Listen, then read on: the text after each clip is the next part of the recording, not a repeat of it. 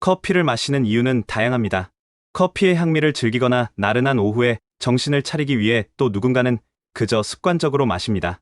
카페인은 적당히 섭취하면 건강에 도움이 되고 생활에 활력을 더해주지만 지나치게 많이 섭취하게 되면 오히려 건강을 위협하고 의존성 때문에 섭취를 쉽게 중단하지도 못하게 됩니다.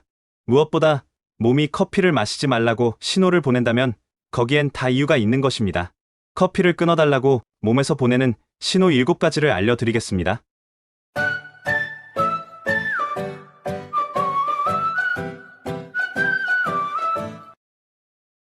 첫째, 없던 변비가 생겼을 경우 커피에 들어있는 카페인은 체내 이뇨 작용을 촉진하기 때문에 조금만 마셔도 체내의 수분을 체외로 빠르게 배출시키는데 커피는 마신 양의 2배, 녹차의 경우 1.5배 정도의 수분을 배출시킨다고 알려져 있습니다.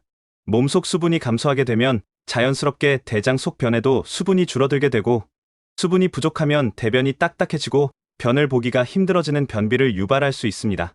이러한 이유로 변비가 생겼을 경우에는 가급적 카페인을 섭취하지 않는 것이 좋으며 평소 커피 섭취 시에는 항상 맹물을 자주 마셔 수분을 보충해야 합니다. 둘째, 두통, 편두통. 두통은 두피로 가는 혈류가 증가하여 혈관이 확장되면 뇌에 있는 신경이 압박을 받아 발생하는데 이때 커피를 마시면 카페인이 작용해 늘어난 혈관을 수축시켜 두통을 완화하는 데 도움이 됩니다. 문제는 카페인이 거꾸로 두통을 부를 수도 있습니다.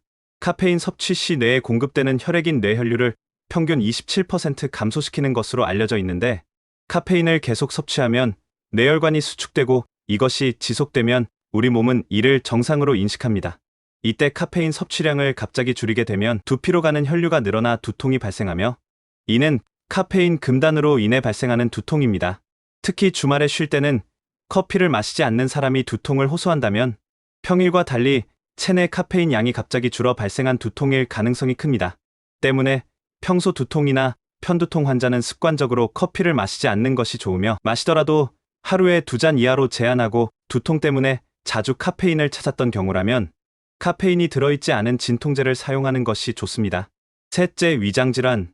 과도한 카페인 섭취는 역류성 식도염을 유발합니다. 학술지 미국립과학원회보에 실린 논문에 따르면 카페인은 위벽의 세포 표면에 존재하는 쓴맛, 수용체와 혼합돼 위산을 분비하는 신호를 전달하는 것으로 나타났는데 위산이 과도하게 분비되면 위의 점막이 손상을 받을 수 있고 이는 위염을 유발하거나 악화시킬 수 있습니다. 또한 카페인은 하부 식도 괄약근의 압력을 낮출 수 있어 위산이 식도로 역류하기 쉬워지는데 이는 식도염을 유발하거나 악화시킬 수 있습니다. 넷째, 눈 밑떨림. 갑자기 눈 밑이 떨리는 경험은 누구나 한 번쯤 겪어봤을 것입니다. 이런 증상은 대부분 마그네슘이 부족해서 생기는 것으로 알려져 있지만 카페인을 많이 섭취하면 눈 밑떨림이 나타날 수 있습니다. 카페인이 체내에 흡수되면 신경조직이나 근육을 흥분시켜 각성 효과를 일으키는데 이 효과가 눈떨림을 유발할 수 있습니다. 이런 눈떨림은 일시적이며 시간이 지나면 좋아지기 때문에 카페인이 의심되면 커피를 끊어보면 됩니다. 다섯째, 나쁜 콜레스테롤 증가. 커피 자체에는 포화지방산과 콜레스테롤이 없지만 커피를 볶는 과정에서 기름 성분인 카페스톨이 생기게 됩니다. 카페스톨은 간에서 콜레스테롤로 전환되어 혈중 콜레스테롤 수치를 높이게 되는데 보통 아메리카노 한 잔에는 3mg의 카페스톨이 들어있으며 이는 콜레스테롤 수치를 약 1% 높일 수 있습니다.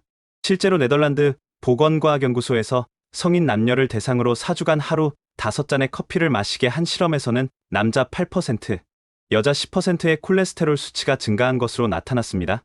여섯째, 골다공증. 골다공증은 뼈의 밀도를 낮추고 골절에 더 취약하게 만드는 질환으로 여성에게 더 흔하게 나타나며 체내 칼슘, 미네랄 등이 손실됐을 때에도 발생하기 쉽습니다. 최근 발표된 연구에 따르면 카페인을 과다 섭취할 경우 소변으로 배출되는 칼슘량이 증가하는 것으로 나타났습니다.